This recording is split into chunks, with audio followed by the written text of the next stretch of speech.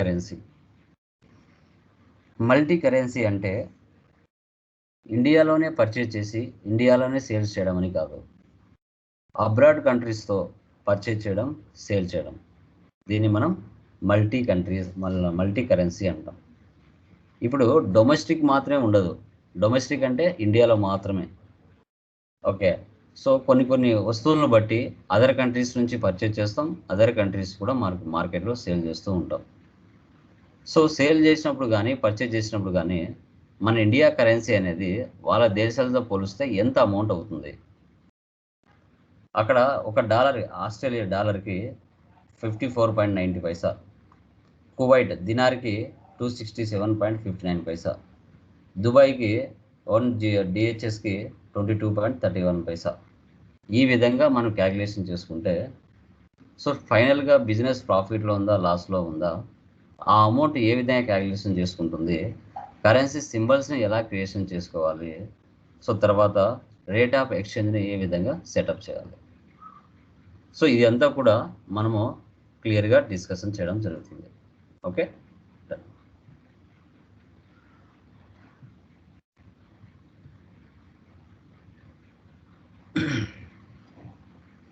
Screen కనపడుతుందా? Confirm చేయండి.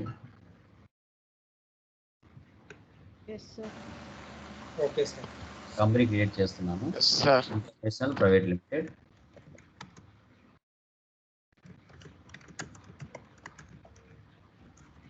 Andhra Pradesh. Control a, save. Maintain accounts first option వేసి పెట్టండి. బిల్ వైజ్లో ఇన్వెంటరీ ఇంటిగ్రేట్స్ ఈ 2 వేస్లో ఉండాలి. మీ రిమైనింగ్ అన్నీ ఒకటే అండి.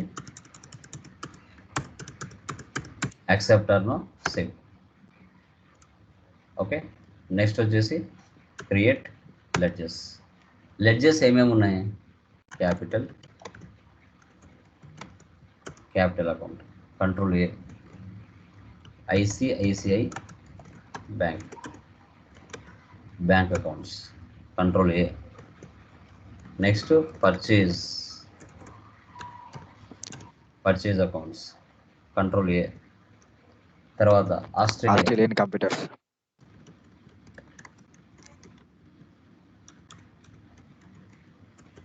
సన్రీ క్రెడిటర్స్. సో ఇప్పుడు ఆస్ట్రేలియా మన కంట్రీ ఆస్ట్రేలియా తీసుకోవాలి. అక్కడ ఏ రాష్ట్రాలు ఉన్నాయో మనకు తెలియదు కాబట్టి ప్రజెంట్ ఇండియా తీసుకుంటాం. రియల్ టైంలో మీరు చేసేటప్పుడు అక్కడ అన్ని మీకు వాళ్ళు చెప్తారు నీట్గా వాట్ ఈజ్ వాట్ అనేసి. నెక్స్ట్ కువైట్ సేల్స్,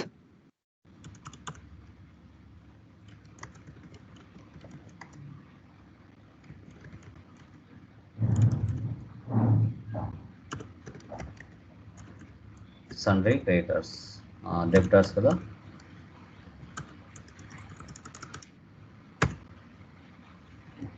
తర్వాత దుబాయ్,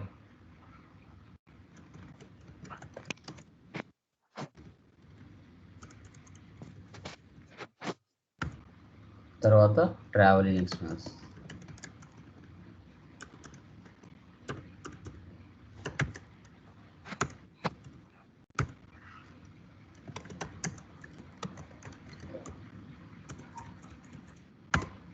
ఓకే. ఎస్కేప్ ఇవ్వండి. ఇప్పుడు చూడండి, కరెన్సీ సింబల్ క్రియేట్ చేయాలి. కరెన్సీ సింబల్ క్రియేట్ చేసిన తర్వాత రేట్ ఆఫ్ ఎక్స్చేంజ్ వస్తుంది.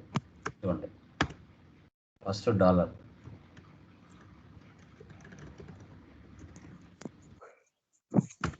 తర్వాత డిఎన్ అంటే దినార్,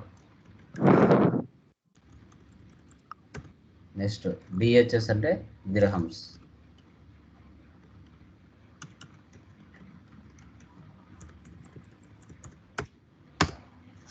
ఎస్కేప్ ఇవ్వండి. ఇప్పుడు వచ్చింది చూడండి రేట్ ఆఫ్ ఎక్స్చేంజ్. ముందు రాదు. ఒక డాలర్కి ఇండియా అమౌంట్ ఎంత? 54.90. ఒక డిహెచ్ఎస్కి అమౌంట్ ఎంత? 22.31. ఒక డిఎన్కి అమౌంట్ ఎంత? 267.59. కరెక్ట్గా ఇచ్చుకోవాలి.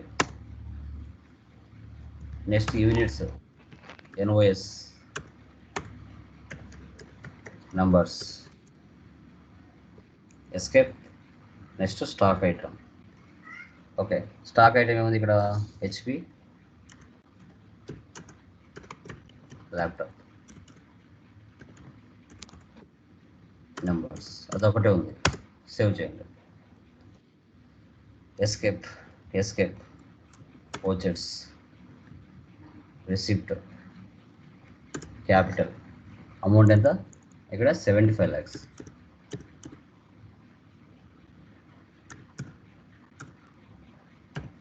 ICICI bank. Next cash withdraw from bank Contra 5 lakhs cash. Next purchase Australia computer needs. So HP laptop quantity 80. So తర్వాత $600 సింబల్స్ ఇవ్వాలి 48,000. చూడండి rate in forex 600, rate of exchange 54.90, 32,940. $600కి ఒక్కొక్క డాలర్కి 54 ఇంటూ చేస్తే మనకి ఆ అమౌంట్. తర్వాత అదే $48 కింద మళ్ళీ 54 ఇంటూ చేస్తే 26,35,200 వస్తుంది. Accept or no, save. Next sales Kuwait control A sales ledger చేయలేదు, సేల్స్ చేద్దాం. ఓకే ఇక్కడ ఏముంది, ఇక్కడ హెచ్పి క్వాంటిటీ ఎన్ని ఉన్నాయి 30, DN 267.59.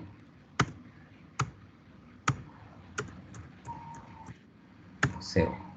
Next Dubai. So Dubai వచ్చేసి మనకి హెచ్పి 40 డిహెచ్ఎస్ 1250. తర్వాత అమౌంట్ పేమెంట్ ఆస్ట్రేలియాకి. సో $25,000.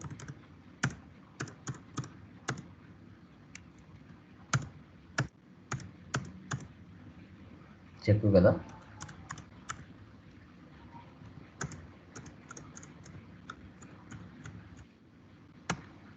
తర్వాత next check received from Kuwait.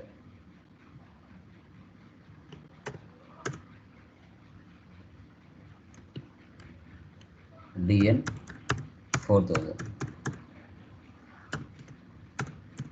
ICICI bank. తర్వాత Dubai DHS 5,000 ICICI bank.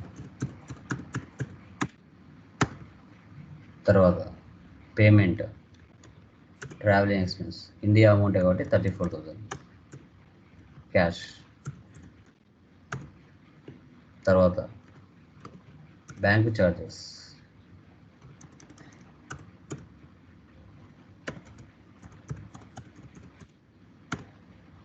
Escape. మనం చేసిందన్నీ చూడాలంటే డే బుక్లో ఉంటాయి. Profit and loss all day fund. So 9,13,832.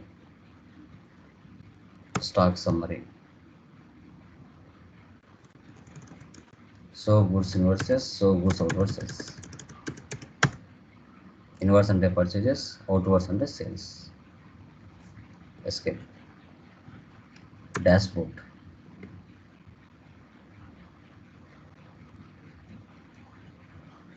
Display more reports, account books, sales register, purchase register,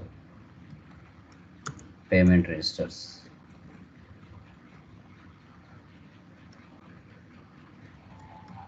Balance sheet. Profit and loss. ఇప్పుడు amount difference చూద్దాం. Alt C ఇవ్వండి profit and లాస్లో ఇస్తే ఇక్కడ మీకు సింబల్ అడుగుతుంది డాలర్. ఇండియా అమౌంట్కి తర్వాత ఆస్ట్రేలియా అమౌంట్కి డిఫరెన్స్ ఎంత. మళ్ళీ ఆల్ట్ సి.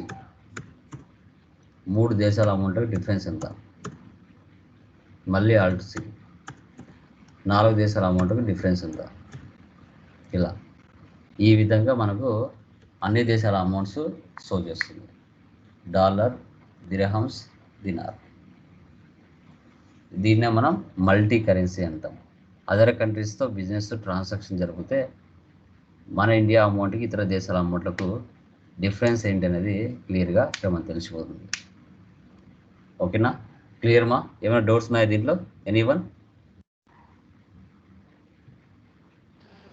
క్లియర్? అర్థమైందా గైస్? యా. సో టుమారోతో మనకి నార్మల్ జనరల్ ప్రాబ్లమ్స్ కంప్లీట్ అవుతాయి. డే ఆఫ్టర్ టుమారో నుంచి మనం జిఎస్టీలోకి ఎంటర్ అవుతాం. జిఎస్టీ ఎందుకు, ఏంటి, ఎలా ఎంటర్ చేసుకోవాలి అనేది క్లియర్గా డిస్కషన్ చేయడం జరుగుతుంది. ఓకే, ఎవరికైనా డౌట్స్ ఉన్నాయా? ప్లీజ్ ఇన్ఫార్మ్ చేయండి. ఎవరికైనా డౌట్స్ ఉన్నాయేమో, లాస్ట్ క్లాసెస్లో ఎవరికైనా ఇంకా పెండింగ్ ఉన్నాయో. అప్డేట్లో ఉన్నారు అందరూ? అప్డేట్లు ఉన్నారమ్మా?